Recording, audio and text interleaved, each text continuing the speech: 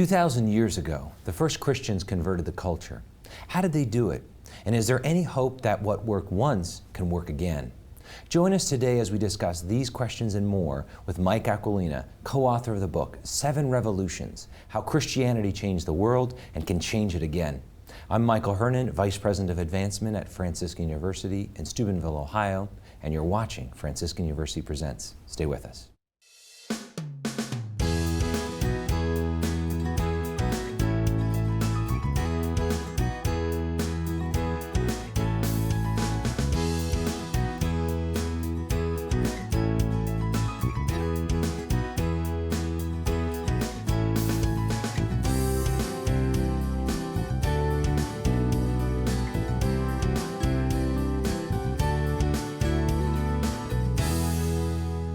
Welcome to Franciscan University Presents. I'm your host, Michael Hernon, Vice President of Advancement here at Franciscan University in Steubenville, Ohio. We're joined by a special panelist today, our President and Professor of Theology, Father Sheridan, TOR, and our regular panelist, Dr. Scott Hahn, who holds the Father Michael Scanlon Chair in Biblical Theology in the New Evangelization. And we're joined by our very special guest, Mike Aquilina. You're no stranger to us here, but you're the author of 40 award-winning books on the early church fathers, church doctrine and devotion. You're also the Executive Vice President at the St. Paul Center, Biblical Theology. You've been the host of 9 different series on EWTN. You've done numerous documentaries. The list could go on and on. You're the past editors of New Covenant, as well as the Pittsburgh Catholic.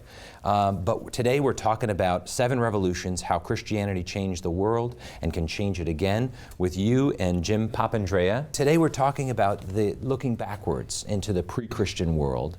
And in your book, you write that Christianity was different than anything that came before it. And that seems so foreign to us today, obviously, since we live in a very Christianized culture, affected, at least has in the past affected. What do you mean by that? Well, we mean everything by that. My co-author and I really believe that Christianity introduced some seed ideas that have eventually just grown into the culture we know today. We take it for granted. We no longer realize it's there. All of the principles we hold dear and all of the principles that we hold others accountable to are there because Christianity brought them to the world. So it introduced qualitative differences in every sphere of life, and we kind of group those differences into 7 different categories, 7 revolutions that Christianity effected in those early centuries. And it produced a striking enough difference for the Christians to notice it, of course, but also the pagans to take notice of it and even admire it grudgingly. Right. And I think for today, it's almost too hard for us to distinguish what is affected from Christianity and what is just quote-unquote normal for us. Oh, sure, because we have all of these ideas. We have ideas like victims' rights. Right. Where did that come from? You know, in the ancient world, victims didn't have rights. They were losers. And losers got what they deserved. You know, they were marginalized. They were punished for losing. Now, with Christianity came this idea of a common human dignity that was even extended to losers, and we find through the Beatitudes and other Christian maxims that losers are exalted. They hold a special place in the hearts of Christians. So go a little deeper into what that pre-Christian world looked like. I mean, you even say that that pre-Christian world was pervasively mean, callous, hopeless, and loveless. I mean, again, I think we want to paint a picture for where Christianity was birthed, where we came from. What was that pre-Christian world like? It's not, and it's not only Christians who make judgments like that in hindsight. You know, if you look at the judgments of the times, you know, my favorite line is from Thucydides, who's of course writing before the time of Christ. You know, but Thucydides says has this great line, and he says, "The mighty do what they wish, the weak suffer what they must." It was all about power. It was all about what you could get away with, what wealth could buy you. And that's the way the world was ordered. And you find this, this power dynamic playing out at a societal level, of course, where there were times in the history of the Italian peninsula where most of the people who lived there were enslaved. Wow. Wow. You know, this idea of the dignity of the human person and equality, you know, this is sort of like the social capital. It's almost like, you know, the cultural wallpaper that we assume. but we don't recognize that it didn't exist in the pre-Christian world, and it won't exist in a post-Christian world, at least not much longer. And so to recognize the spiritual origins of this, it sort of takes outsiders to show us what we take for granted on the inside. I remember, when it came to the dignity of the person back in the late 40s, when they were drafting the UN Charter, Jacques Maritain had a hand in this. And, a lot of people were surprised that communist representatives were resisting the adoption of the language of the dignity of the human person, because this is Christian theology. This is religious language, And they knew it for what it was. That's right. They saw the historical origins, but they also saw that these words sort of bear meanings that, you don't recognize how they sound to us, And this is true, I think, for the dignity of the person. It also recognized, we discovered that power is going to be wielded by Almighty God in an entirely new way with Christianity. And so everybody else who wields power is going to have to sit up and take notice, because they're going to have to give an account for how they do it. Yeah. One of the striking things that I saw whenever I was reading through your book, and it's actually pervasive throughout all of the chapters as you discuss the various revolutions that occurred, is oftentimes we come with the presupposition that the times influenced the way Christianity developed and was practiced, and being able to be free to do the things that we do as Christians. And so often we see the impact of our society on what we think we should be able to do as Christians today. But it's actually the opposite, as you demonstrate in throughout the course of the history of the church in those early days. That it was the church, as we've been saying already, that changed the culture. And it did, sometimes in almost invisible ways. Already in the first century, Caesar Augustus, the man who was emperor at the time our Lord was born, was worried about the demographic patterns, in Rome. There were, people just were infertile. They weren't having babies. They were choosing not to have babies. They were aborting the babies. They conceived, and they were committing infanticide with the babies who were born. The complete disregard for human life is so evident in what you talk about in your book, and it's just astounding. But Augustine looked at that, and he was prudent enough to see that a demographic winter was coming, and that this would have all on his politics and his society and his economics. Right. Homeland security. That's right. He saw this coming, and so he enacted laws to promote fertility, and people ignored those laws. And that's happening today. They continued to have abortions. They continued to commit infanticide. What's interesting is that we find the first anti-abortion laws, really, in human history, outside of the religion of Israel. We find the first anti-abortion laws appearing as the second century turns to the third. And many historians believe that this shows the influence of Christianity on the wider culture at that time, because they looked at the Christian family. Christians were reproducing. Christians had orderly families, happy families. They were forward-looking in ways that the Roman citizens were not. Yeah, that's powerful. And you've kind of touched around this, but what did the ancient world, or how did the ancient world view women? We talked about equality and human dignity. What did they see as they looked at women? And today you hear all kinds of ludicrous charges that Christianity wages war on women, that sort of thing. But if you look at the history of antiquity, you won't find another philosophy, another approach to life that afforded women equal dignity with men. Yes. And St. Paul says this explicitly. He said, in Christ there's neither woman nor man. And Christians were serious about this. Right.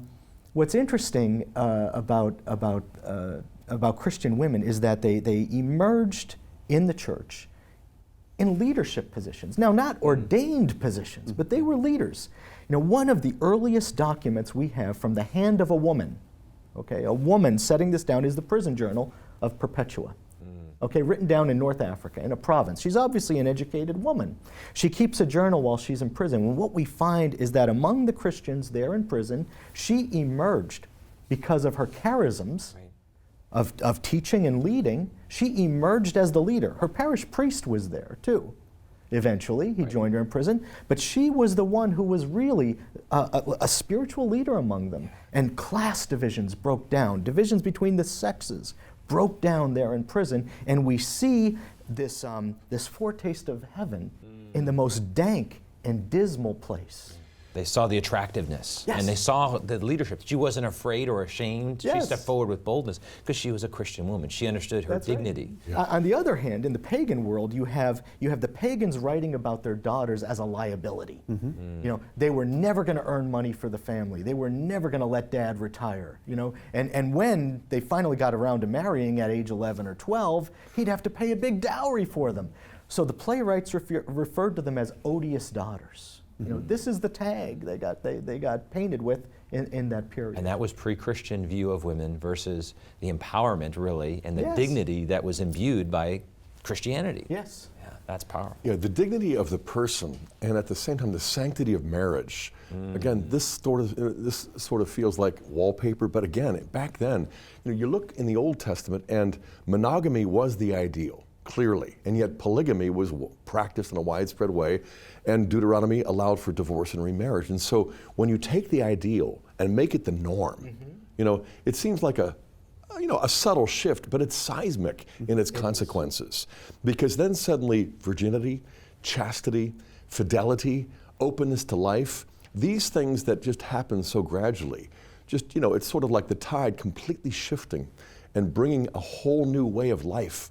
And, you know, it does it in a way that is imperceptible, especially because a lot of the people who were trying to do it were also being persecuted. Oh, sure. You know, but at the same time, over the course of generations, you know, the change is complete. And I'm glad you brought up the issue of virginity and celibacy, because these things were so valued by the Christians, and yet they were absurdities in the pagan culture, which was highly sexualized, and where women had no status apart from the males in their lives. Right. Okay, within the church, a woman could have status because of her relationship to the church, her relationship to Jesus Christ.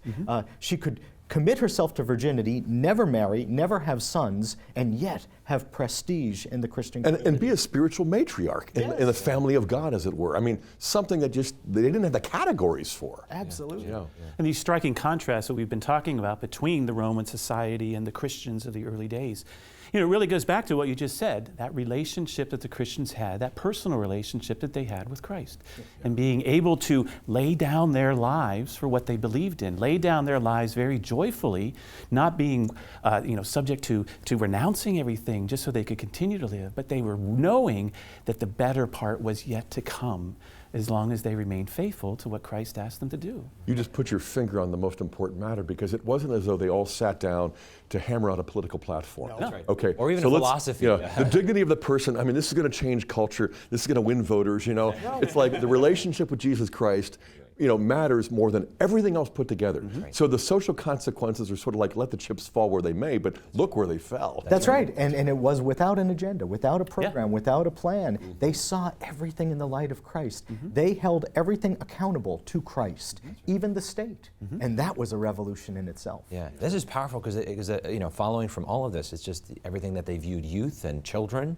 I mean, that they were seen, as you talked about, you know, just as slaves that could be easily used or discarded or sexually abused or all these other things, where now they were imbued with dignity. Now they had, at least in the eyes of the Christian, had worth. And there were many, you know, I will get to it later probably, but some great youth that stepped up to lead. Absolutely, absolutely. That's another striking thing. When modern readers go back and read the classical sources, they're often struck by the distance that they find between parents and children, that there's an emotional distance between parents and children. And part of it is due to the fact that there was a high infant mortality rate and a high childhood mortality rate. So you can see a kind of protective distancing, and yet that's missing from the Christian sources of that time.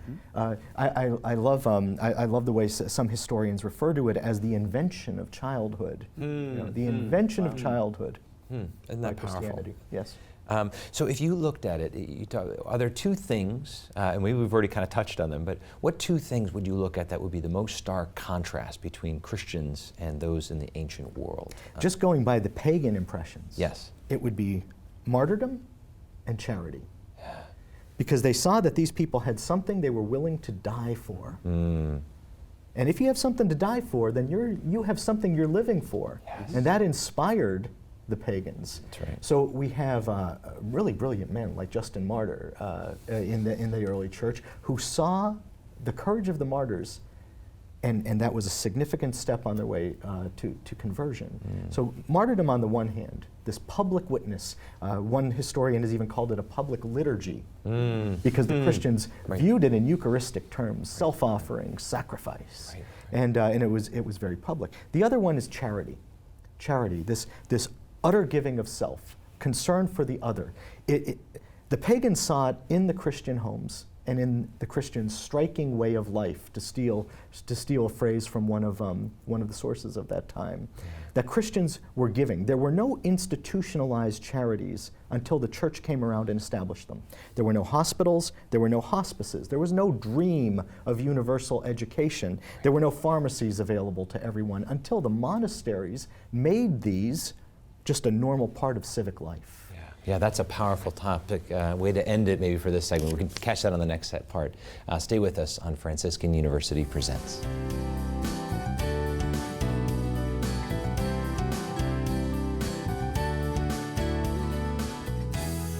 The bishop was led into the stadium, where death and gore were entertainment. As he entered the arena in chains, surrounded by those who hated the faith that he stood for, he heard the voice of God encouraging him, telling him to be strong and courageous. The Martyrdom of Polycarp. They marry, as everyone does. They beget children, but they do not destroy their offspring. They have a common table, but not a common bed. They are in the flesh, but they do not live after the flesh. They pass their days on earth, but they are citizens of heaven. They obey the prescribed laws, and at the same time surpass the laws by their lives. They love all men, and are persecuted by all. Epistle to Diognetus. People recognize Franciscan University as being academically excellent and passionately Catholic. We have the unique opportunity through our faculty members, through our students, to proclaim that academic excellence by reaching out in many different ways. We also remain passionately Catholic in the way in which we are able to worship, the way in which we are able to bring that love of Christ to others on a daily basis. It's important for us to be able to embrace both.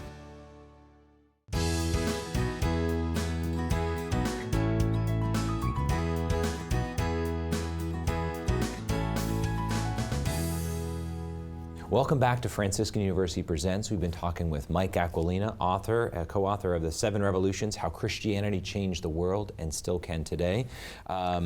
Mike, we've talked a little about the pre-Christian world, and now we want to talk more deeply on your revolutions, because we've hit them on a couple different areas.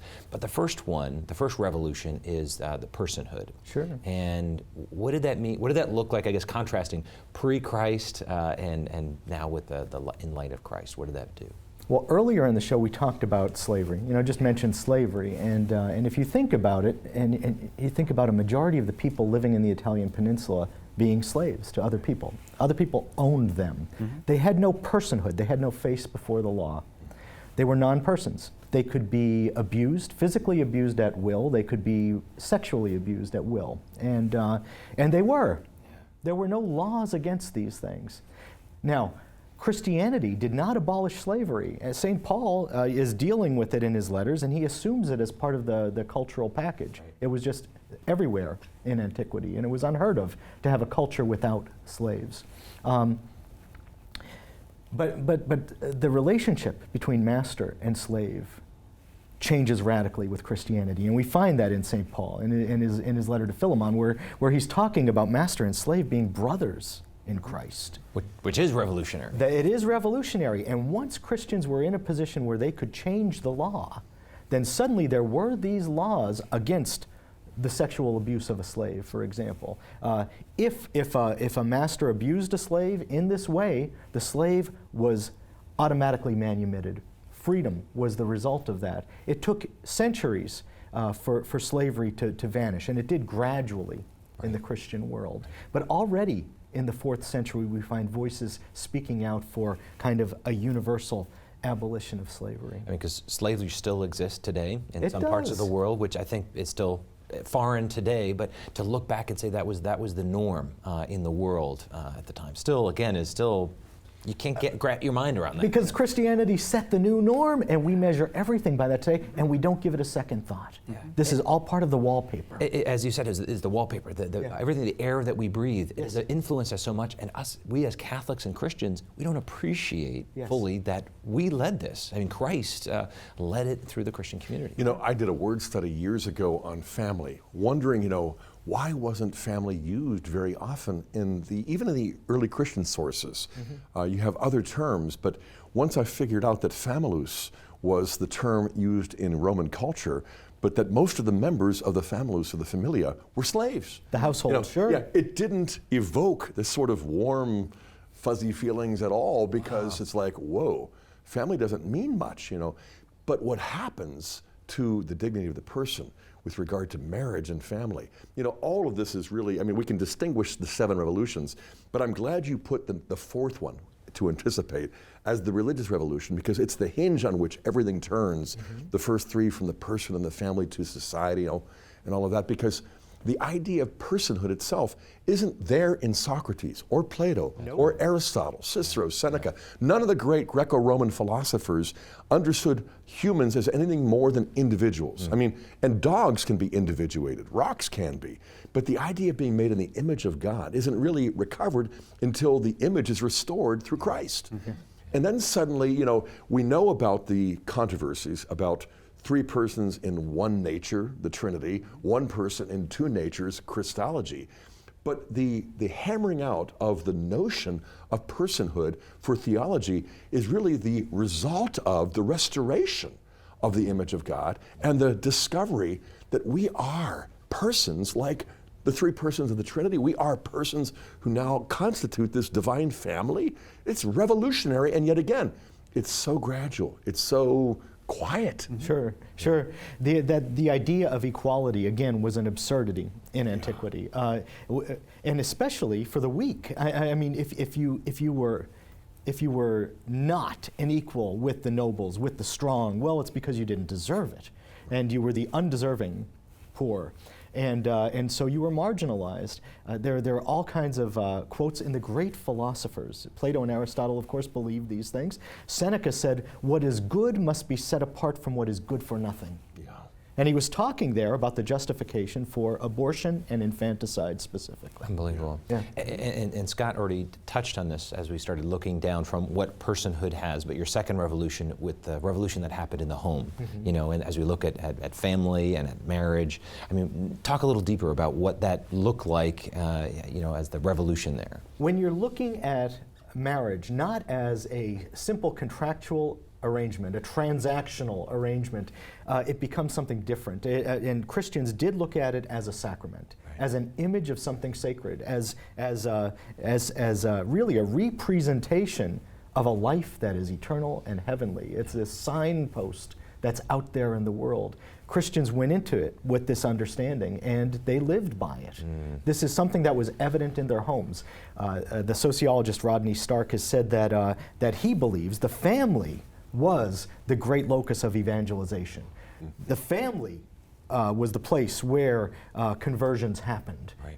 First one spouse converting the other spouse, and bringing up their children in the faith, but then sending the children out as emissaries, as ambassadors into the neighborhood, really changing the neighborhood one household at a time, because the church itself as an institution did not have this kind of visibility. Yeah, because you reference at other points, we're talking about the new evangelization a lot. Yes. And this is really the old evangelization or the original evangelization, and it started there. And it went out, and it went out like wildfire. It did, and that's why I think it's relevant. I think that's why it's valuable for us to study today.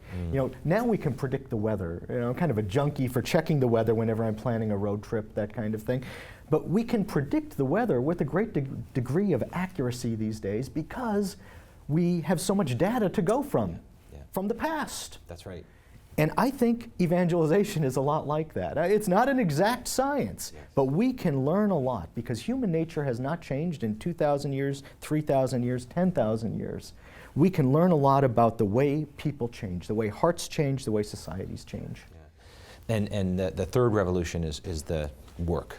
looking at the understanding of work before Christianity was Sure. engaged in the world. Sure. What did that look like? To kind of give that contrast again. It looked stupid with 2 O's to the pagans. That's it. You read the first great anti-Christian tract, which is written in the 100s by Celsus, right? And it's against us. Yes. And what does he do to deride us? He says they're common workers. They're wool workers. These are carpenters. They worship a carpenter. This is crazy. Because leisure was looked upon as a virtue. Work was looked upon as a vice, and it was not fit for noble people. So it was demeaning. It was demeaning, Servile. right? It was for slaves. It was That's for what you slaves. had slaves for, so you didn't have to work. So work meant you were a slave on some level, at least in a connotation. For sure. And yet God becomes incarnate as an ordinary laborer, and he refers to his Father as working still. Right. And if you look at who were the heroes of the early Christians, well, they were their patriarchs. They were herdsmen, they were farmers, they were mariners like Noah. All of these people who just worked hard. And Paul, the great apostle, was a tent maker. Well, tent makers are often singled out for derision in the ancient world. You have this easy way to wave us away because of the way we viewed work as something dignified, is the way we welcomed ordinary workers into our congregations. Look at ancient religion, okay? How was it, especially the mystery religions, who practiced the mystery religions? People who could afford to. Yeah. People who had the leisure to be initiated into the It was a mysteries. luxury. It was a luxury, who had a lot of time on their hands to study these things, to go into it. It was not something that was universally available. They didn't want to make it universally available. It was something that was very elitist. I don't think of that when I think of Father with the luxury of religious. Well, as we go through these revolutions that we're talking about, it seems to me that there is that overriding, arching theme that goes to at least to the number of the ones that we've talked about already, and that is recognizing the dignity of every human person. Yes. And continuing to lift up that person as the image of God in front of you. Yes. And continuing to promote their development and helping them to grow in holiness and grow in their relationship with Christ as well. And to find that religious meaning in everything they do, even their daily work. That's a beautiful thing, because if we look at the creation of Adam, as the Christians always did, they always went back to the beginning. Adam was created to work, and his work was priestly, as Scott Hahn points out in so many of his books. It was a priestly offering. Everything he did to till the soil, to guard it, it was all priestly work. He was offering the world back to God, and that's what the early Christians were doing as well. This silent intervention on God's part, whereby he injects into human history, human culture, something that goes entirely unnoticed, and that is the Holy Family. There is the stage in which our redemption is set, and yet we kind of wonder, without acknowledging it or admitting it, why wait 30 years to get it started? I mean, okay, he's 30, that's a significant age, but I mean, for 30 years, he was redeeming the world. When we understand it in these terms, because suddenly you look at the Holy Family and you see the person of Jesus and Joseph and Mary. You see a marriage, but you also see a holy family, and you see hard work in a carpenter, in a carpenter shop, and that sort of thing. That becomes sort of the nucleus that sort of, it transforms the world. It does, and you can see the transformation in the Christians early on. Yeah. If you look at the earliest documents of Christianity, from the 100s, from the 2nd century, from those first generations, what you find is that repeatedly they emphasize these things. They emphasize the hidden life of Jesus. Yeah. They emphasize the work in the workshop, the manual labor. They're leading with their chin. They're doing all of these things that were scandalous in the eyes of the pagans, and they're holding them up. They're exalting them. And if you look at how it's affected the person, the family, the work, how did that start influencing the culture and the community around them? How did that ancient understanding of community get affected and influenced in this? Well, we have to keep reminding ourselves how different it was then. They did not have access to media the way we do today. Most people were illiterate. They couldn't read. So how were they getting their religion? Well, they were getting it through the liturgy. They were getting it through their conversation with one another. They were getting it through tangible acts like pilgrimage. What's interesting about the earliest pilgrimage sites is, again, they were related to the family life of Jesus Christ. The cave of the Nativity is the first one we hear about, and we hear about that from Justin Martyr. Sure. And the early and the early sites in Egypt where people made their visit, they were the sites where the Holy Family lived together. So all of this just reinforced through actions, through conversations, through devotional patterns and habits, these basic premises that we now see as revolutionary. And just to fast forward a little bit, as we see in the development of Christianity in the early days of the monasteries, where they pick up on this concept that work and prayer are uniquely combined together. Yes. And it brings back to my mind the story I often repeat is the story of Martha and Mary. You can't be Martha if you're not Mary as well. Right. And you need to be able to tie in those spiritual experiences to your work, bring your work back to prayer to be able to do those things that God asks you to do. Yeah, and these hermits are desert fathers, you Yes. know. And I think it's a transformation of the notion of family that starts with the Holy Family, but it also starts with the notion that you mentioned at the beginning of the segment, namely sacramentum. You know, when you look at the Latin language, there's no real equivalent for what the Hebrews call the covenant. I mean, you got testamentum, pactum, fetus, but they're all socio-political notions. Sacramentum, though, in the Latin language and the Roman culture, I mean, it was something really serious and sacred. When you did the sacramentum, whereby you became a Roman citizen, you got the white toga. It was a public ceremony at an altar with sacrifice.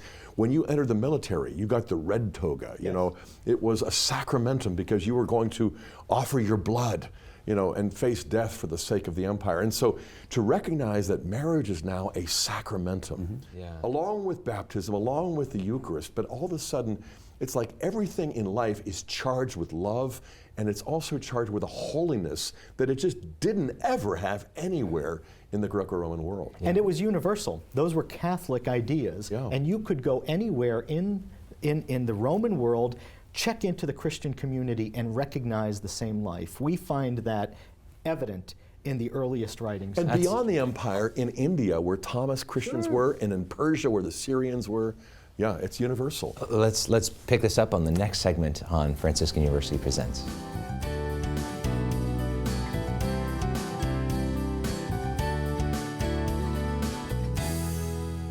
How can I come up with the words to tell the happiness of that marriage which the Church cements, and the sacrifice confirms, and the benediction signs and seals, of which angels carry the news which the Father ratifies?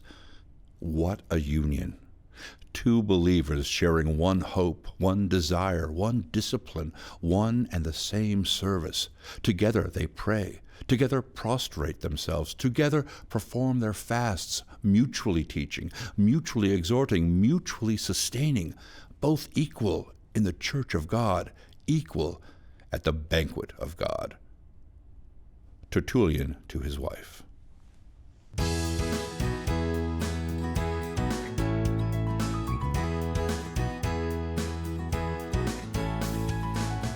Welcome back to Franciscan University Presents. We've been talking about the book, The Seven Revolutions, how the ancient world, or Christianity rather, changed the world and can change it again. Mike, we've talked about these seven revolutions, but we missed a couple. And before we go into applying this for today, let's talk about the state. What did the state look like before, or why does the state look the way it does today for a lot of us, I think? Well, because we hold the state itself accountable to a higher standard. That's another thing that was unheard of before Christianity. The gods were identified with the state, and most educated people didn't take the gods seriously. So this is related to the revolution in religion. The gods were identified with the state, so essentially when you worship the gods, you were worshiping the state. You were identifying yourself with the state. You were identifying yourself with the aims of whoever was ruler today, because the state was made in his image. And you were worshiping that, literally worshiping it, offering sacrifice to it. The Christians were martyred for refusing to do so. You can see the revolution beginning already in Romans 13, where Paul is writing to the Christians in Rome, the heart of the empire. And in chapter 13, he describes how the civil authorities are all appointed by God, and he calls them servants of God, but that word could just as easily be translated slaves.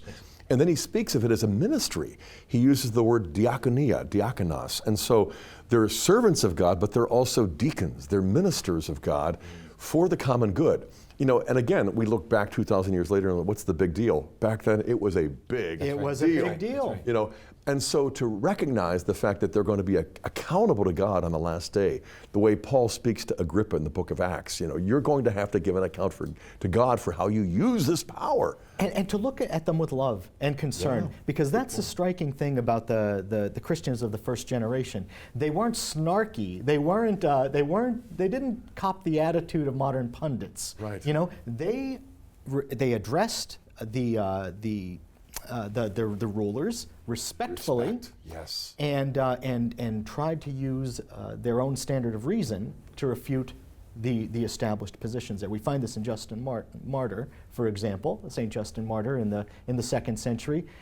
We find that in most of the apologists. We get to Tertullian, and he could do snark. But it still took 3 centuries practically for the Edict of Constantine for religious freedom. I mean, get into that because, I mean, that is huge. Yeah, it is. It is huge because Constantine is introducing an idea of religious freedom.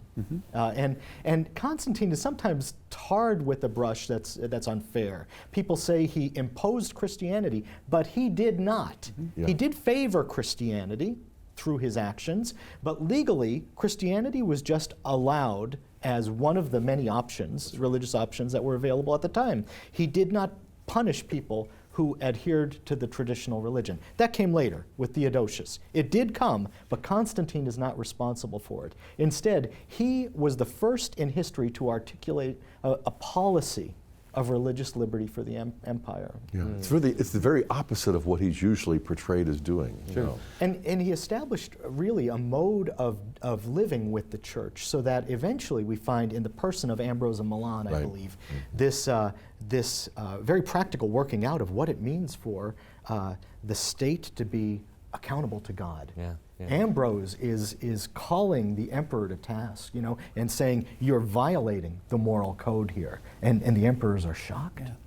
It's striking to me how you talk about how the Christians were characterized as being intolerant because of their belief in the monotheistic the God, the one God manifested in the 3 persons of the Trinity.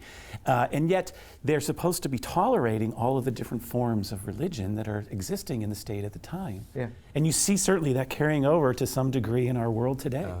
That we are the intolerant ones because we want to hold true to those absolute truths that have been handed down to us by God Almighty. Because we won't say they're equally true. That's right. Even if we allow kind of a marketplace of ideas, that sort of thing, even if we affirm religious liberty, we won't say that things are equally true. I do think that pagans have an insight into our faith, though, that we sometimes don't have. Yes. And that is, it's sort of like you can't isolate leaven. Once you put it in the bread, it's going to affect the whole loaf, you know. And so when you have this idea of one God who is, you know, establishing this family that is the extension of God the Father, and you have the Great Commission to make disciples, not of individuals within all nations, but to make disciples of all nations through Jesus Christ, who is our high priest, but he's also the King of Kings. And so there's a subtext that Caesar picks up on, even if we don't.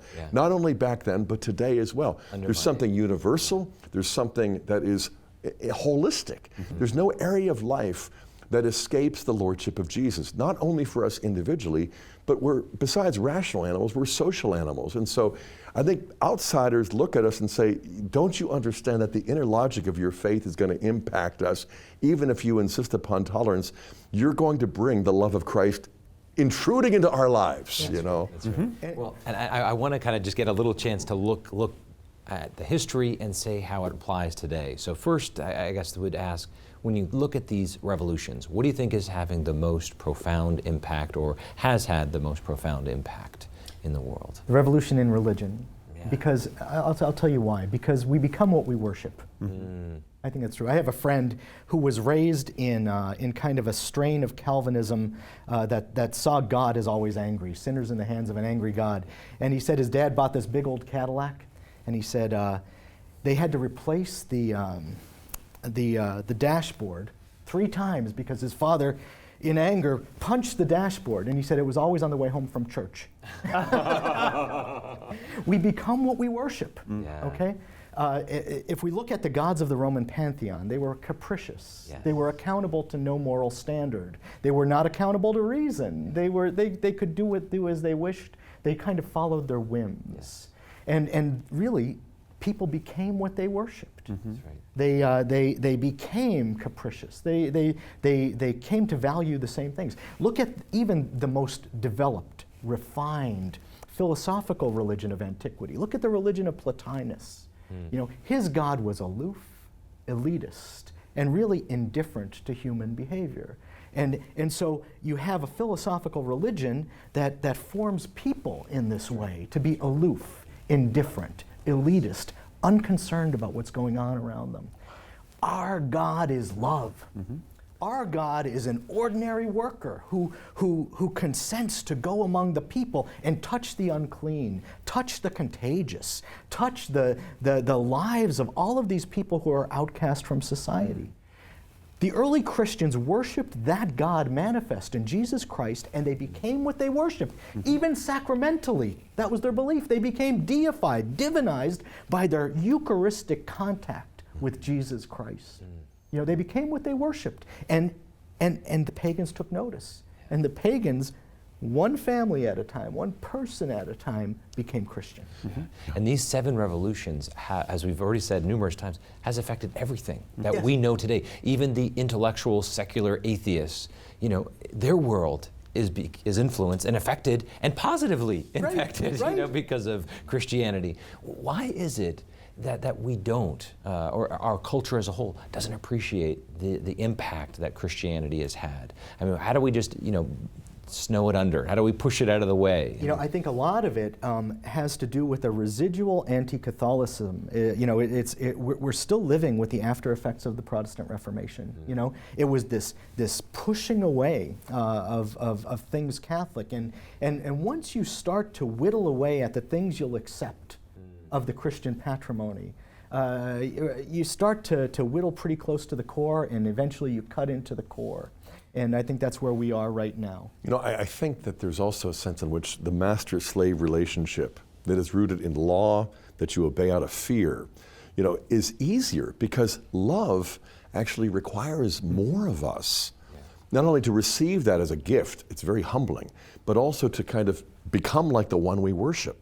You know, I can look back and see, not only did you become like the one you worship, but you also worshiped gods because they sanctioned behavior that you really desired anyway. Yeah. You know, when the rabbis looked at the golden calf, they explained it not just as idolatry, but as immorality. That is, this idolatry sanctions behavior that you're craving. And so it isn't as though you really believe in Apis, the Egyptian deity, but you know that when you worship him, you can do these things. And so underneath the anti-Catholicism, even before that Reformation, Protestantism, I just think that there is something that is demanding, you know, of our lives. If we don't submit to the Lordship of Jesus Christ, we're going to end up submitting to all of the lusts and the fears that control our lives. And in a certain sense, that's the default mode of our own nature apart from grace. Yes. You know, so going back to the garden and then some, you know. Yes, yes. But it goes back to that old principle that we who have faith are required to respond to that faith, to live out that faith. Faith is not just something we express when we go to Mass on Sunday morning. Your friend who was going and beating on the dashboard, he was carrying some things with him, not ideally, but we need to take what we hear and what we celebrate, who we become during the liturgy, into our daily lives. And so often right now we're being threatened with freedom of religion, religious freedom becoming the freedom to worship within the confines of the church, but not to take that outside. And we need to be those faithful men and women, those Catholics who really want to live our lives consistent with what we learn and what we practice, what we celebrate in liturgy, in day-to-day life, in our interactions with each other, the people we live with, our family, the people we work with, everybody throughout our entire society. Yeah, so let's take that. What are the lessons that we can draw from these revolutions? You talk about it in the last chapter. You know, what are some, what would you say the marching orders? What are the lessons that we can apply to today from the ancient world? Well, I think that there are a number of things. One is we want to live the life of the church. We want to be faithful the way they were faithful. We look at the martyrs of Abatina, for example. They were arrested on a Sunday. Why were they arrested on a Sunday? Because whenever the Romans saw a gathering on a Sunday, they knew it was a Christian gathering because it was an ordinary work day. Here are these people gathering together, singing songs. You could round them up. The judge says to them, "Why did you do this?" They said, "We cannot live without the Mass." Yeah. They would rather die than miss Mass. And we've got to recover that sense that this is where we're getting our real life. And this is the life we need to take out to the world. The other thing is to really go out to the world and seek ways to show our kindness to others, beginning with the people closest to us, but outward from there, so that people can see that the face of Jesus Christ is kindness in this world. Sometimes it's a hard kindness because you're telling them a hard truth, but it's only your friends, your true friends, and your family who will tell you a hard truth. And people will eventually come to appreciate that in you. So we have to witness to the truth. We have to be kind. We can look for common ground because we own the common ground. You know, if they are affirming rights today, well, you can ask, where did those rights come from? Does the rights fairy leave them under your pillow? No. They're God-given rights. And the early Christians knew that. Okay? If we have human equality, if we affirm human dignity, if we look at an ideal of peace among nations, if we say that there's a morality that must be followed even on the battlefield, we can say these things. We can affirm these principles because Christianity laid them firmly as the foundation of Western civilization. And we've got to affirm those principles strongly. Let them know, hey, we've got this common ground. You know where that common ground came from? And then tell them.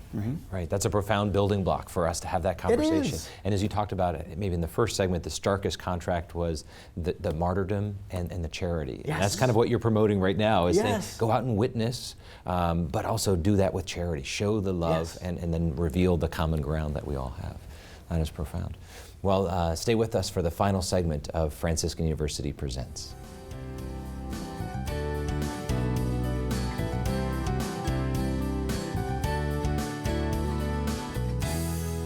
It is right and holy, therefore, men and brethren, rather to obey God than to follow those who, through pride and sedition, have become the leaders of a detestable emulation.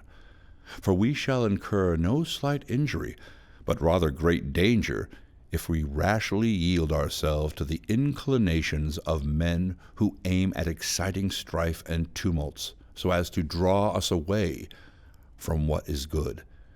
Let us be kind one to another, after the pattern of the tender mercy and benignity of our Creator. St. Clement of Rome.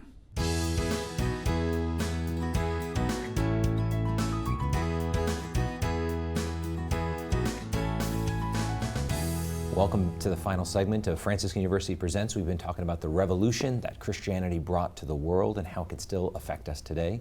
Father Sean, could you lead us off? Sure.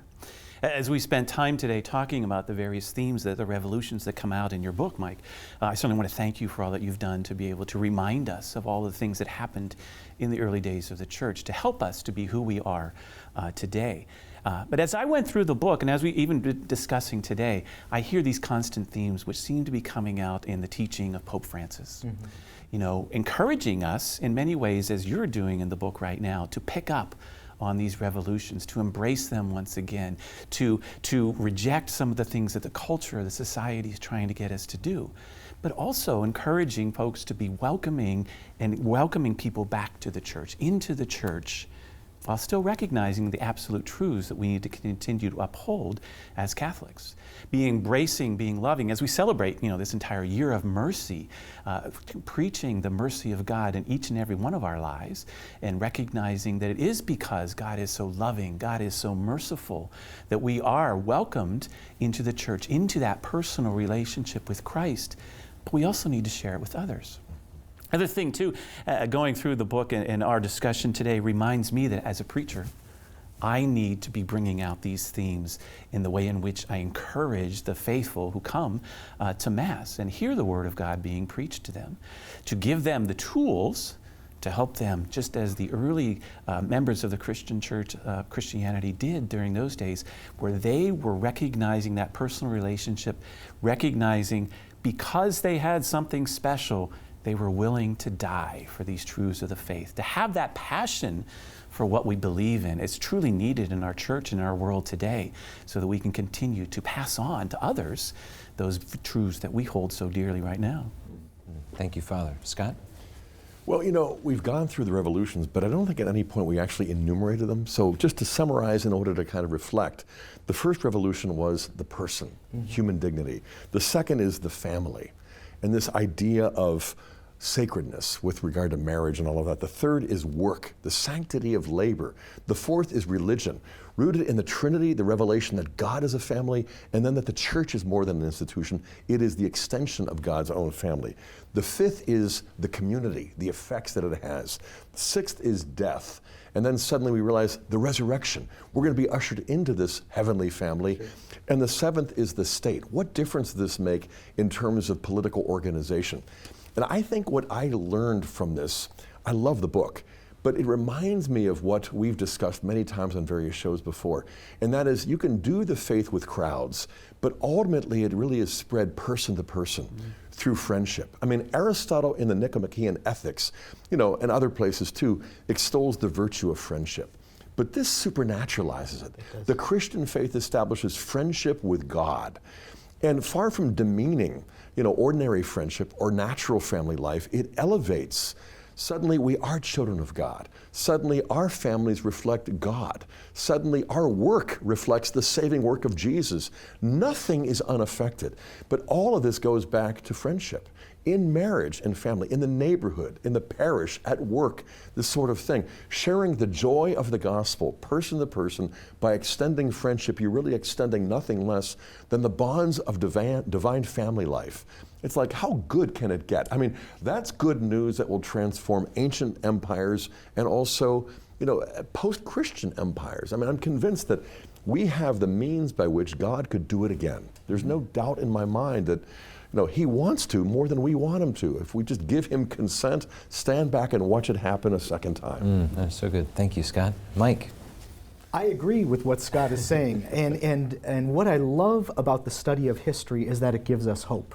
I mean, we talked about the revolutions. We talked about what life was like before the revolution, and it can be depressing. It can be bleak. It's anti-life. It's a life without hope, and that's why there was this demographic winter, because people were living in opulence. They were living with unprecedented prosperity in Rome at that time. They were taxing the world and living off the largesse.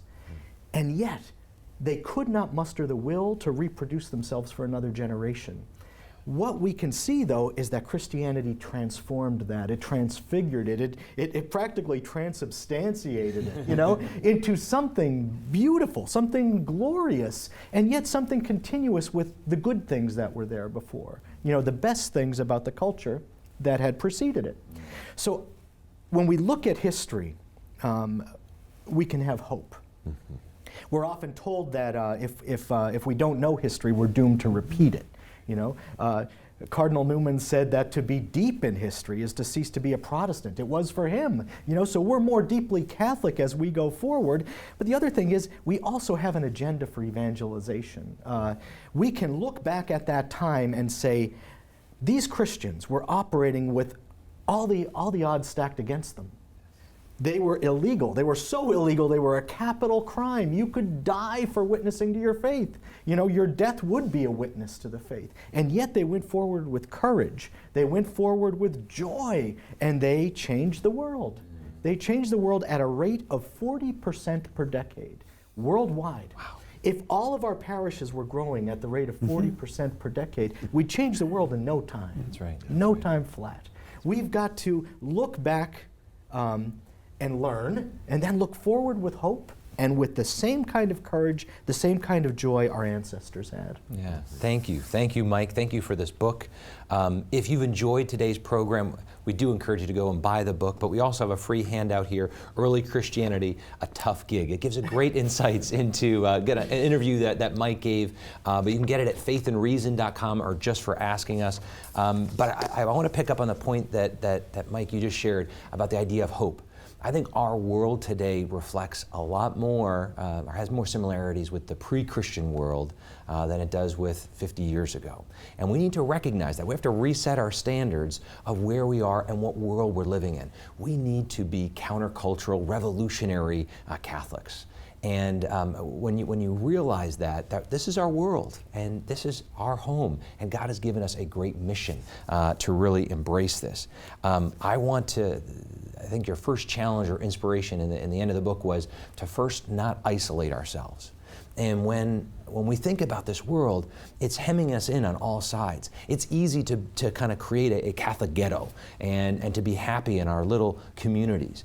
But the call is to influence our friends, our family, our culture, our world. Our world is broken and it is in need of the Savior. It is in need of the revolution to influence our culture again.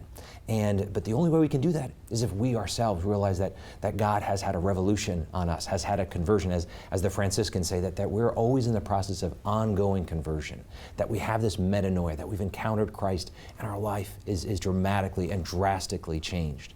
And then through that, we can transform the world.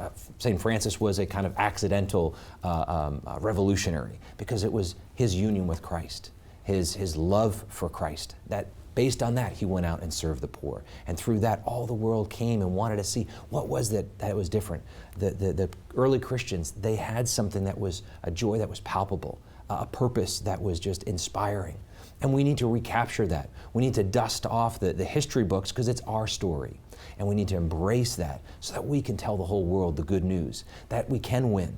Because it's Christ's victory, it's not ours. Too many times we look at our weaknesses. They had all the odds stacked against them. And with all of that, with their limitations, the world around them, the persecution, the death, we're not experiencing that yet today. And yet we are at that same grace that was in their lives, in the church, the early church, is that same power that's in our lives today. And we can be that agent of revolution in our church, in our world, in our family. I want to invite you to be more a part of Franciscan University's mission, which is to educate, to evangelize, and send forth joyful disciples. I want to invite you because this whole program is springing forth from the very heart of who we are. And we want to invite you to be a partner with us by maybe coming here on our campus to get a degree or possibly in our online program, as well as coming to our summer conferences that are engaged with speakers like Mike and Scott and so many others, or to go on one of our pilgrimages to shrines and holy sites around the world like the Holy Land to see the early church. And I also want to invite you to go to faithandreason.com, not only to get the free handout, but other great talks and inspirations to go deeper in the faith so as to equip you for the new evangelization. And Father, would you be able to close us with a blessing? Absolutely. This day may the blessing of Almighty God, Father, Son, Holy Spirit come upon you and remain with you forever. Amen. Amen.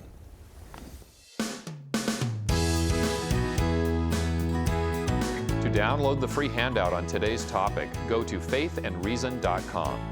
Email your request for the handout to presents@franciscan.edu. At faithandreason.com, you can also purchase past episodes of Franciscan University Presents, or request today's free handout and purchase past programs by calling 888-333-0381.